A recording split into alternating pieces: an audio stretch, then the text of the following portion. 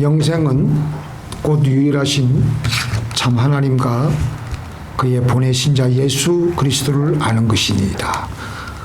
하나님을 체험하는 삶이라는 제목으로 은혜를 나누고자 합니다. 우리의 삶은 끊임없는 만남이 이루어지고 있고, 그 만남을 통해서 만나는 사람들을 통해서 그 사람과 교제를 함으로 우리의 삶이 풍성해지게 됩니다. 그 사람을 더욱더 알아가고 그 사람을 체험하게 되고, 이럴 때는 이 사람이 이렇게 반응을 보이더라, 이럴 때는 이렇게 하더라, 이렇게 하면서 그 사람을 알아가는 그런 과정이 우리의 삶의 한 중요한 과정입니다. 그래서 그런데 그것보다 훨씬 더 중요한 것은 하나님과의 만남이며 하나님과의 인격적인 교제입니다.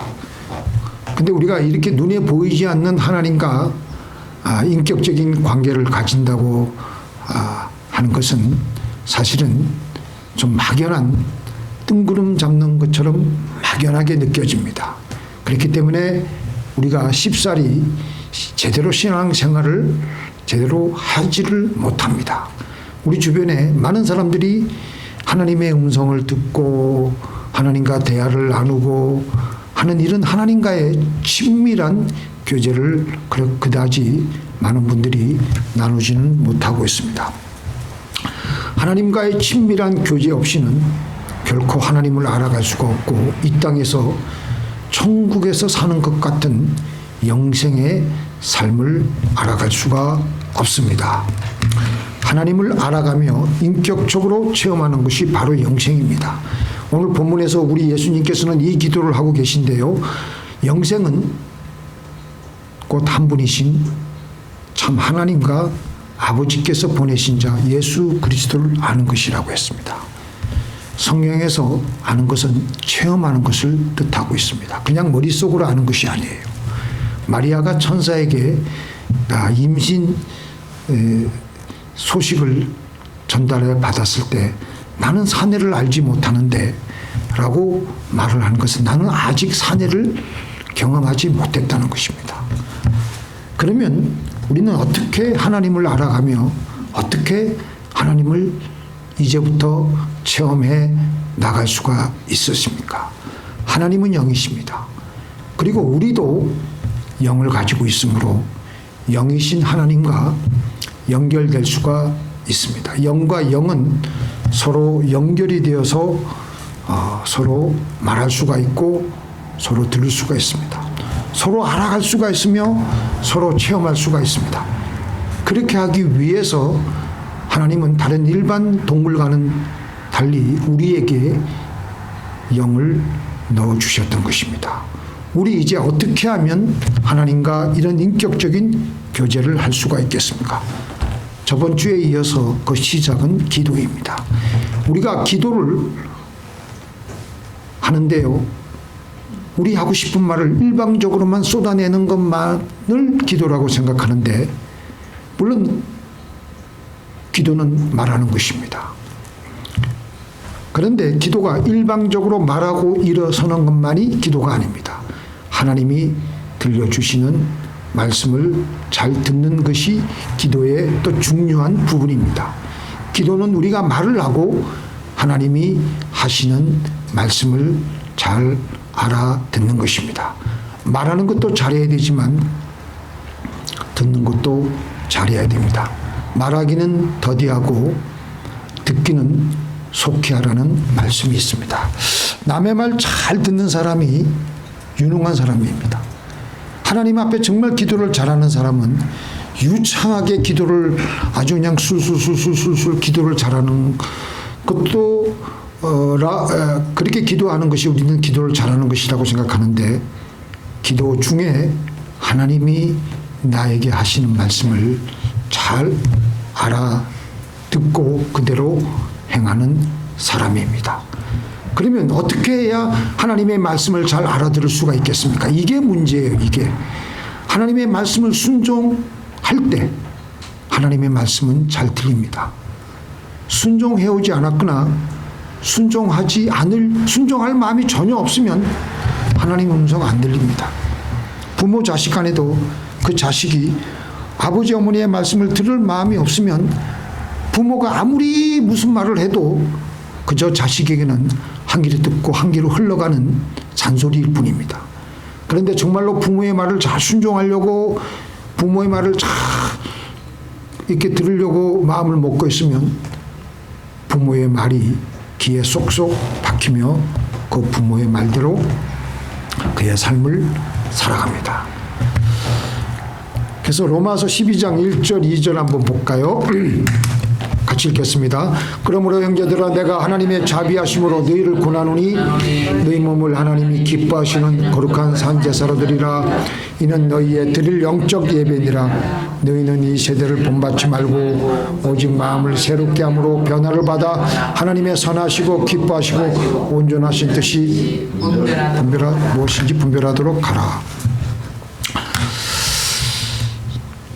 하나님의 그 선하시고 기뻐하시고 온전하신 뜻이 분별되어지려면 먼저 1절에 조건이 있습니다.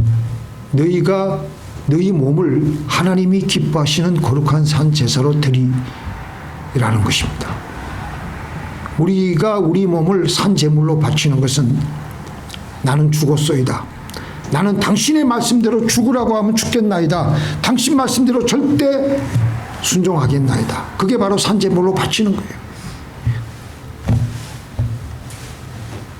내 뜻은 다 죽고 하나님의 뜻대로만 살아가므로 그 다음에 하나님의 뜻, 선하시고 기뻐하시고 온전하신 뜻들을 단계적으로 더 깊이 분별할 수가 있게 되는 것입니다.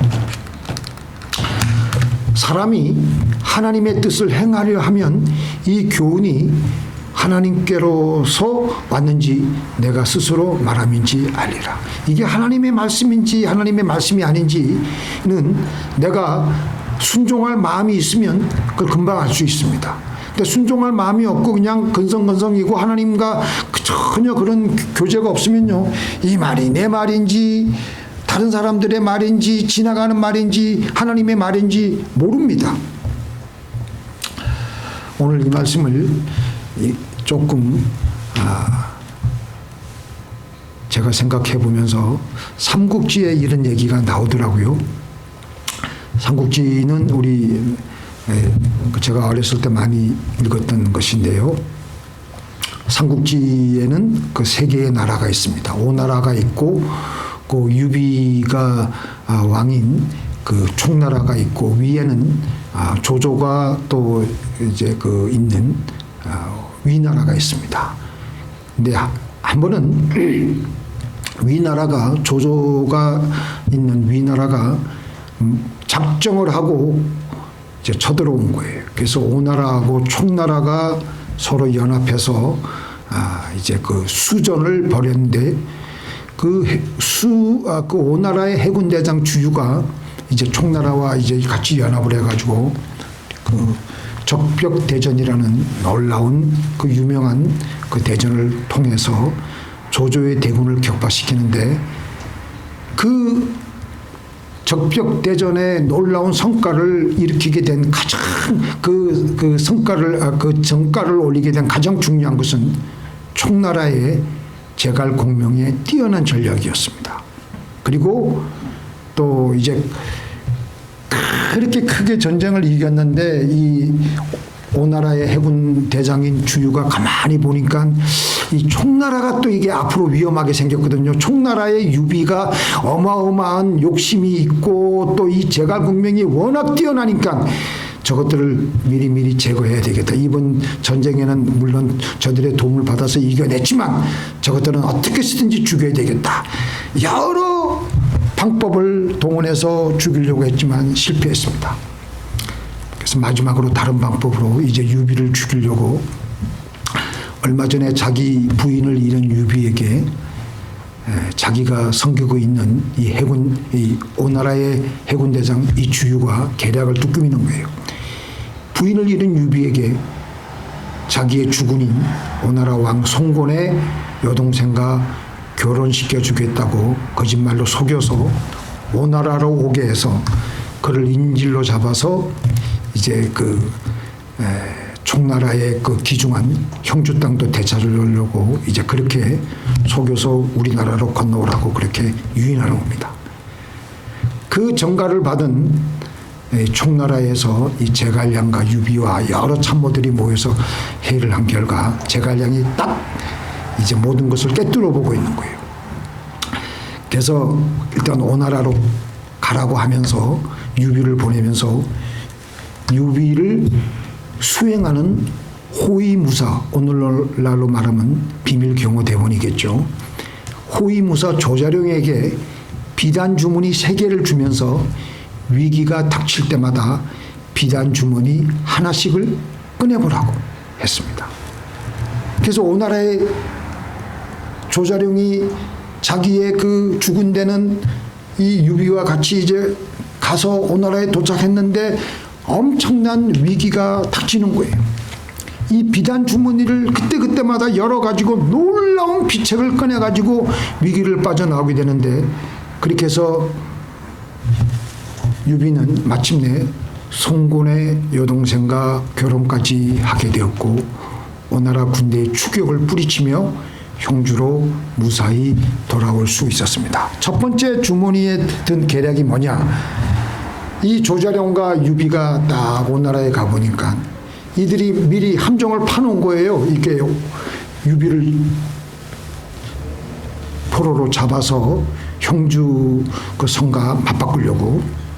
그런데 그런 것을 오나라에 가니까 그걸 이제 알게 되니까 그때 비단 주머니를 딱 열어보니까 진짜 결혼으로 이 송공과 주유가 생각한 거짓 결혼을 진짜 결혼으로 소문을 내서 결혼을 만천하에 기정사실화함으로 오히려 그들의 계략에 휘말려 들어가지 않고 원래 계획대로 송곤의 너희 동생과 결혼을 하게 되었던 것입니다.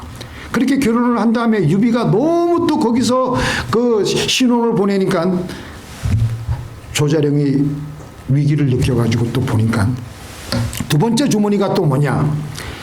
그들이 잘 빠져나오도록 하는 또 계책이 또 담겨져 있었던 것이에요. 이렇게 유비가 오나라를 탈출하는데 여러 가지 장벽들이 그들을 가로막자 이제 막 유비의 새 신부가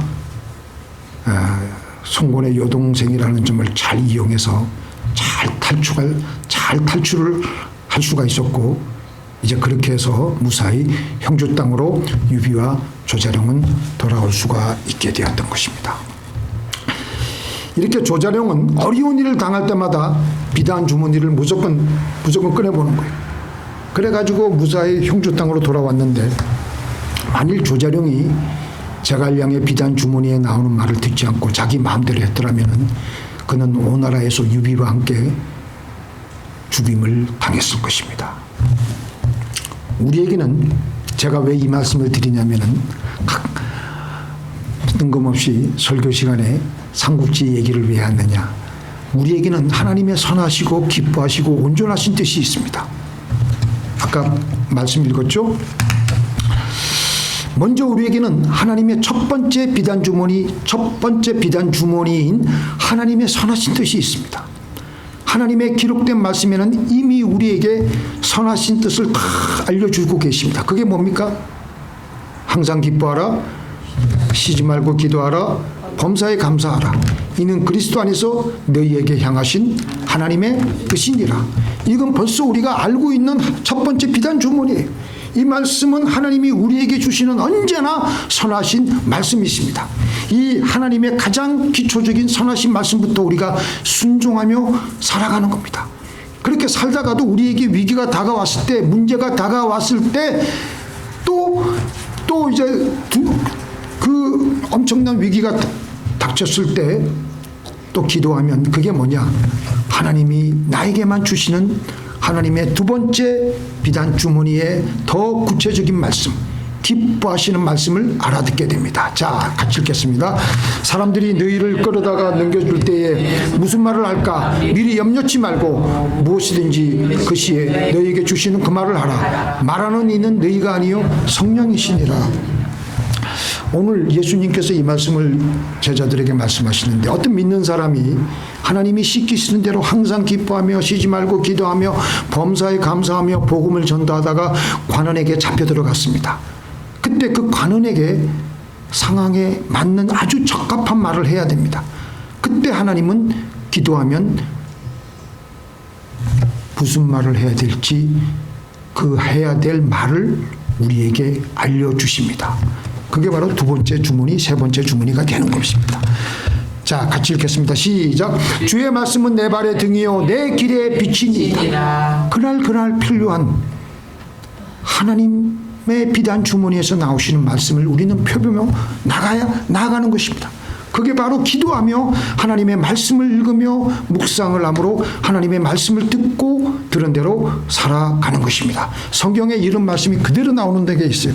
하나님께서 아브라함에게 그 본토 친척 아비집을 떠나라고 했어요. 어디서 말씀하셨냐면 창세기 12장 1절에 보니까 여호와께서 시작 여호와께서 아브라함에게 이르시되 너는 너의 본토 친척 아비집을 떠나 내가 내게 지시할 땅으로 가라. 자, 히브리서 11장 8절을 이 12장 1절을 해설하는 성경 말씀이 또 나와요. 믿음으로 아브라함은 부르심을 받았을 때에 순종하여 장래 기업으로 받을 땅에 나갈새 갈 바를 알지 못하고 나갔습니다. 자, 나가는데 어디로 가라는 말씀은 안 하셨어요. 했습니까? 안 했습니까? 안 했어요.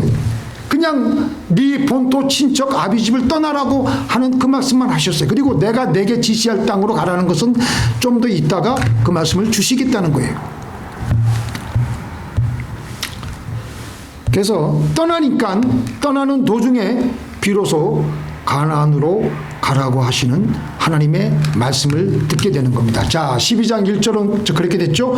가다가 보니까 5절에 아브라함이 그 아내 사레와 조카 롯과 하란에서 모은 모든 소유와 얻은 사람들을 이끌고 가나안 땅으로 가려고 떠나서 마침내 가나안 땅에 들어갔더라.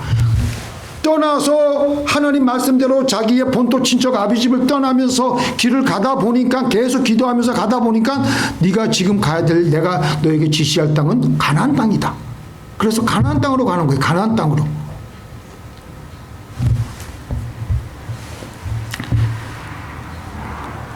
세월이 흐르고 그렇게 아브라함은 계속 하나님을 알아가는 거예요.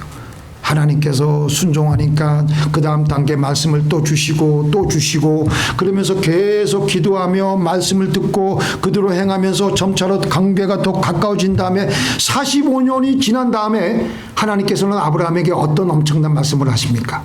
외아들을 제물로 바치라. 창세기 22장에 나오죠.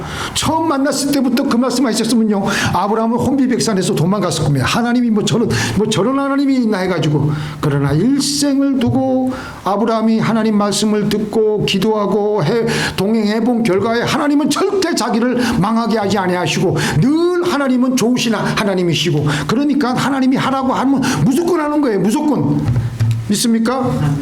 그러니까 아브라함이 내 아들을 저 모리아산에 제물로 갖다 바치라고 할 때 어떤 갈등이나 의심을 하지 않고 바로 독자인 이삭을 하나님께 눈칠끔 감고 제물로 드렸던 것입니다. 우리의 신앙생활이 바로 이렇게 되어가야 되는 것입니다. 그렇게 하나님의 말씀을 하루하루 말씀에 순종해서 하나님의 약속을 믿고 나아가게 되므로 더 구체적인 하나님의 말씀을 듣게 되고 또 그대로 행함으로 더 깊이 하나님을 알게 됩니다. 제가 읽어드릴게요. 맨 마지막 절 같이 읽고요. 여러분들 제가 읽을 때 마음속으로 잘 한번 집중해서 한번 들어보세요. 우리가 그의 계명을 지키면 이로써 우리가 저를 아는 줄로 알 것이요 저를 아노라 하고 그의 계명을 지키지 아니하는 자는 거짓말하는 자요 진리가 그 속에 있지 아니하되 누구든지 그의 말씀을 지키는 자는 하나님의 사랑이 참으로 그 속에서 온전케 되었나니 이로써 우리가 저 안에 있는 줄을 아노라. 6절 같이 읽겠습니다. 저 안에 거한다 하는 자는 그의 행하신 대로 자기 행할지니라. 자, 우리가 여기서 주목해야 될 말씀은요. 우리가 그의 계명을 지키면 그게 뭐예요? 우리가 그의 계명을 순종하면 우리가 하나님을 체험하게 돼요. 체험하게 되는데 제가 여기서 주목하고 싶은 것은요.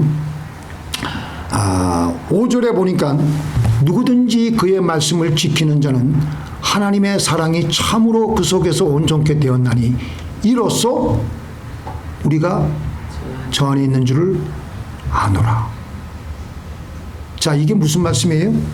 우리가 하나님의 말씀대로 순종할 때 우리는 하나님을 알게 되고 하나님을 체험하게 되고 하나님의 사랑이 우리 안에 온전해지게 되고요. 그리고 우리는 하나님 안에 들어가게 되는 놀라운 역사가 일어나게 됩니다. 그래서 우리가 순종할 때 우리는 어느새 우리도 모르게 우리는 하나님의 임재 안에 거하게 되는 거예요. 그래서 하나님이 우리를 둘러싸고 있는 겁니다. 하나님의 임재가 우리를 둘러싸고 있는 것을 체험하게 됩니다. 자, 이 말씀 우리가 조금 생각을 좀 해봐야 되는데요. 우리가 예수님을 마음으로 믿고 입으로 시인한 그 순간부터 성령님이 어디 계세요? 네? 어디 계세요? 내 마음에, 내 속에. 우리 안에 와서 살고 계시잖아요. 네. 우리 안에 와서 살고 계신다고요. 네. 이해가 되세요? 네. 그거 안 믿으세요? 우리 안에 살고 계시잖아요. 우리 안에 하나님이 와서 성전 삼아서 살고 계시다 그랬어요. 그런데 우리가 어떻게 하느냐? 순종하지 않고 우리가 딴짓을 해.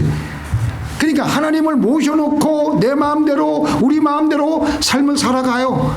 그러면 하나님이 얼마나 서운해 하시겠습니까? 내 집에 하나님이 들어와서 살고 계시는 대로 하나님 말씀대로 살아가지 않고 내 마음대로 살아가면 하나님이 살고 계시기는 하지만 참 힘들게 와서 살고 계신 거예요. 시골에 있는 부모가 서울에 있는 자식 집에 찾아와서 한동안 자식들 집에 같이 좀 지내려고 왔는데 아버지 어머니를 본 척 만척하며 부모가 무슨 말을 해도 들은 척 만척하며 자기네들끼리만 살아간다면 시골에서 모처럼 올라온 부모가 얼마나 가슴이 아프겠습니까? 우리는 우리 안에 계신 하나님을 찾아가서 내가 하나님을 지극히 모시고 그분을 기쁘시게 해드려야 됩니다. 어떻게? 순종함으로. 순종함으로 우리가 그 안에 들어간다 그랬잖아요. 순종함으로 하나님 안에 들어가서 살게 된다 그러지 않았습니까? 그렇게 되면은 하나님도 기뻐하시고 나는 하나님 안에 들어가니까 더 이게 좋은 거예요, 이게. 그래서 요한복음 15장 5절에 보니까 같이 읽겠습니다. 시작. 나는 포도나무여 너희는 가지니 저가 내 안에 내가 저 안에 있으면 이 사람은 과실을 많이 맺나니 나를 떠나서는 내가 아무것도 할 수 없습니다. 하나님이 이미 오래전에 우리가 예수 그리스도를 믿을 때 벌써 와서 살고 계시지만 우리가 다시 그 안에 들어가야 돼. 그리고 또 다시 하나님은 우리 안에 또 들어오셔야 돼. 이렇게 계속해서 사이클링이 될 때 저가 내 안에 내가 저 안에 있으면 이 사람은 과실을 많이 맺게 된다라고 말씀하십니다. 이런 사이클이 계속해서 돌아야 돼. 근데 어떻게 내가 다시 내 안에 계신 하나님 안으로 들어갈 수 있느냐? 순종함으로. 돌고 도는 사이클이 이루어짐으로 놀라운 열매들이 우리를 통해서 맺게 되는 것입니다. 제가 이 말이 도대체 무슨 말인지 이해가 안 돼서 내가 하는 말을 내가 순종하지 않으면 내가 하는 말대로 내가 살아가지 않으면 내가 나이지만 내 속에 들어가지 못하고 내가 또 다른 나가 생기지 않아요? 사람이 그러다가 정신분열증이 생기는 거예요. 그게 자기 말한 대로 살아가지 않으니까. 근데 내가 내 말대로 살아가면 내가 딱 이게 튼튼해지고 내가 딱 이렇게 견고해지는 거예요. 근데 내가 하나님 말씀대로 살아간다. 그러면 내가 하나님 안에 들어가는 거예요.